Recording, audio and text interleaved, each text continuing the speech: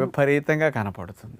ఆ గుంట గలగరాకు తెచ్చుకుని మంచిగా కడిగేసి మెత్తగా ఆకులన్నీ మిక్సీ వేసి రసము తీసి చక్కగా గుడ్డలో పోసి వడకట్టి ఆ పిప్పి తీసేసి ఆ గుంట గలగరాకు యొక్క పసరే పొయ్యి మీద వేసేసి అందులో కొబ్బరి నూనె ఇది ఎంత తీసుకుంటామో అది అంత కొబ్బరి నూనె కూడా తీసుకుని ఈ రెండు వేసి దగ్గర సగం అయ్యే వరకు ఈ రెండింటిని కలిపి పొయ్యి మీద పెట్టి మరిగించాలి. ఒక స్టీల్ పాత్రలో 40-50% తగ్గే వరకు మరిగించాలి. అప్పుడు ఇందులో ఉండే నీరు శాతం పోయి సగం అవుతుంది అనమాట.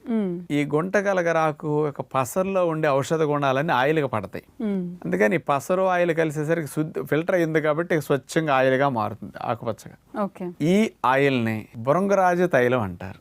హిందీలో దీన్నే కేష్రాజ్ తైలం అంటారు.